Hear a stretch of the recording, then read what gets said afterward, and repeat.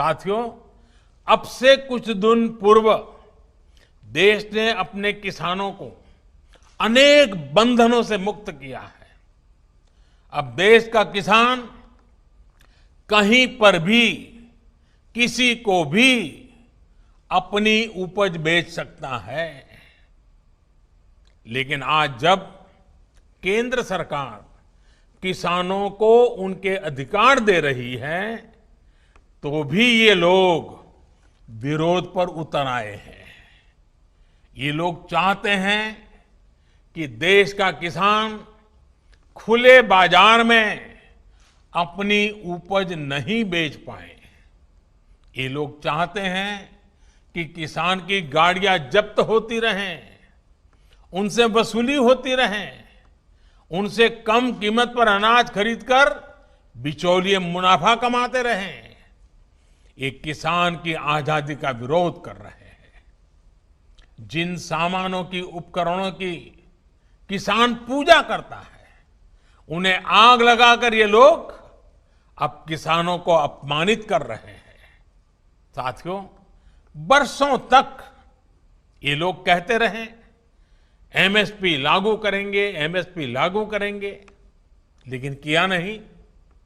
MSP लागू करने का काम स्वामीनाथन कमीशन की इच्छा के अनुसार हमारी ही सरकार ने किया। आज ये लोग एमएसपी पर ही किसानों में भ्रम फैला रहे हैं। देश में एमएसपी भी रहेगी और किसानों को कहीं पर भी अपनी उपज बेचने की आजादी भी रहेगी। लेकिन ये आजादी कुछ लोग बर्दाश्त नहीं कर पा रहे हैं। इनकी काली कमाई का एक और जरिया समाप्त हो गया है, इसलिए इन्हें परेशानी है। साथियों, कोरोना के इस कालखंड में देश ने देखा है कि कैसे डिजिटल भारत अभियान ने जनधन बैंक खातों ने, रुपे कार्ड ने लोगों की कितनी मदद की है। लेकिन आपको याद होगा, जब यही काम हमारी सरकार ने शुरू किए थे, तो ये लोग इनका कितना विरोध कर रहे थे। इनकी नजरों में देश का गरीब, देश के गांव के लोग अनपढ़ थे, अज्ञानी थे। देश के गरीब का बैंक खाता खुल जाए, वो भी डिजिटल लेन देन करें, इसका इन लोगों ने हमेशा विरोध किया। साथियों, देश ने ये भी देखा है कि जब वन नेशन वन टैक्स की बात आई, जीएसटी की बात आई, तो फिर ये लोग फिर विरोध करने के लिए मैदान में आ गए। जीएसटी की वजह से देश में घरेलू सामानों पर लगाने वाला टैक्स बहुत कम हो गया है। ज्यादातर घरेलू सामाने, रसोई के लिए जरूरी चीजों पर टैक्स अब या तो नहीं है या फिर 5% से भी कम है। पहले इन्हीं चीजों पर ज्यादा टैक्स लगा करता था, लोगों को अपनी जेब से ज्यादा पैसे खर्च करने पड़ते थे। लेकिन आप देखिए, इन लोगों को जीएसटी से भी परेशानी, ये उसका मजाक उड़ाते हैं, उसका विरोध करते हैं। साथियों, ये लोग न किसान के साथ है, न नौजवान के साथ, और न ही देश के वीर जवान के साथ है। आपको याद होगा, जब हमारी सरकार वन रैंक वन पेंशन लाई, उत्तराखंड के हजारों पूर्व सैनिकों को भी उनका अधिकार दिया, तो ये लोग इसका भी विरोध कर रहे थे। वन रैंक वन पेंशन लागू करने के बाद से सरकार पूर्व सैनिकों को लगभग 11,000 करोड़ रुपए एरियर के तो दे चुकी है। यहां उत्तराखंड में भी 1 लाख से ज्यादा पूर्व सैनिकों को इसका लाभ मिला है। लेकिन इन लोगों को वन रैंक वन पेंशन लागू किए जाने से हमेशा दिक्कत रही। इन लोगों ने वन रैंक वन पेंशन का भी विरोध किया। साथियों, बरसों तक इन लोगों ने देश की सेनाओं को, देश की वायुसेना को सशक्त करने के लिए कुछ नहीं किया।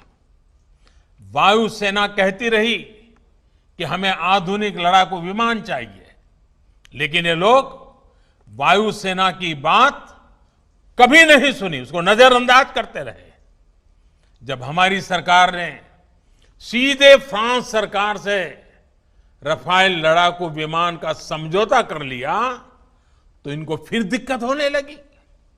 भारतीय वायुसेना के पास रफाल विमान आए, भारतीय वायुसेना की ताकत बढ़े, ये इसका भी विरोध करते रहे। मुझे खुशी है कि आज रफाल भारतीय वायुसेना की ताकत बढ़ा रहा है। अंबाला से लेकर के लेह तक उसकी गर्जना भारतीय जांबाजों का हौसला बढ़ा रही है। साथियों, 4 साल पहले का यही तो वो समय था जब देश के जांबाजों ने सर्जिकल स्ट्राइक करते हुए आतंक के अड्डों को तबाह कर दिया था। लेकिन ये लोग अपने जांबाजों के साहस की प्रशंसा करने के बजाय उनसे ही सर्जिकल स्ट्राइक के सबूत मांग रहे थे। सर्जिकल स्ट्राइक का भी विरोध करके ये लोग देश के सामने अपनी मंशा, अपनी नीयत साफ कर चुके हैं। देश के लिए हो, जो भी काम हो रहे हो, हर काम का विरोध करना इन लोगों की आदत हो गई है। उनकी राजनीति का एकमात्र तरीका ये यही है, बस विरोध विरोध विरोध। आप याद करिए, भारत की पहल पर जब पूरी दुनिया अंतर्राष्ट्रीय योग दिवस मना रही थी, पूरे विश्व में भारत गर्व कर सकता है योग पहुंच चुका है, तो ये भारत में ही योग का विरोध कर रहे थे। जब देश की सैकड़ों रियासतों को जोड़ने का काम, ऐतिहासिक काम करने वाले, भारत की एकता को मजबूत करने का काम करने वाले सरदार वल्लभ भाई पटेल की दुनिया की सबसे ऊंची प्रतिमा का अनावरण हो रहा था, तब भी ये लोग इसका विरोध कर रहे थे। आज तक इनका कोई बड़ा नेता स्टैच्यू ऑफ यूनिटी के दर्शन करने नहीं गया है। क्यों? क्योंकि उन्हें विरोध करना है। साथियों, जब गरीबों को 10% आरक्षण का फैसला हुआ, तब भी ये इसके विरोध में खड़े थे। जब 26 नवंबर को संविधान दिवस मनाने की बात आई, तब भी ये इसका विरोध कर रहे थे। डॉक्टर बाबा साहब आंबेडकर का विरोध कर रहे थे। साथियों, पिछले महीने ही अयोध्या में भव्य राम मंदिर के निर्माण के लिए भूमि पूजन किया गया है। ये लोग पहले सुप्रीम कोर्ट में राम मंदिर का विरोध कर रहे थे, फिर भूमि पूजन का विरोध करने लग गए। हर बदलती हुई तारीख के साथ विरोध के लिए विरोध करने वाले ये लोग देश के लिए, समाज के लिए अप्रासंगिक होते जा रहे हैं। इसकी छटपटाहट है, बेचैनी है, हताशा है, निराशा है।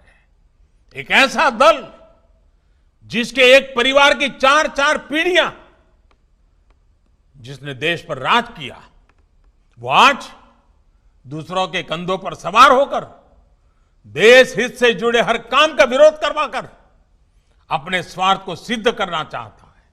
साथियों, हमारे देश में अनेकों ऐसे छोटे छोटे दल हैं जिन्हें कभी सत्ता में आने का मौका नहीं मिला। अपनी स्थापना के लेकर अब तक उन्होंने ज्यादातर अपना समय विपक्ष में ही बिताया है। इतने वर्षों तक विपक्ष में बैठने के बावजूद उन्होंने कभी देश का विरोध नहीं किया, देश के खिलाफ काम नहीं किया। लेकिन कुछ लोगों को विपक्ष में बैठे कुछ वर्ष ही हुए हैं, उनका तौर तरीका क्या है, उनका रवैया क्या है, वो आज देश भली भांति समझ रहा है, देश उसको बहुत बारीकी से देख रहा है। इनकी स्वार्थ नीति के बीच आत्मनिर्भर भारत के लिए बड़े रिफॉर्म्स का ये सिलसिला देश के संसाधनों को बेहतर बनाने का ये सिलसिला देश हित में है, देश की गरीबी से मुक्ति के अभियान के लिए है, देश को ताकतवर बनाने के लिए है और ये निरंतर जारी रहेगा।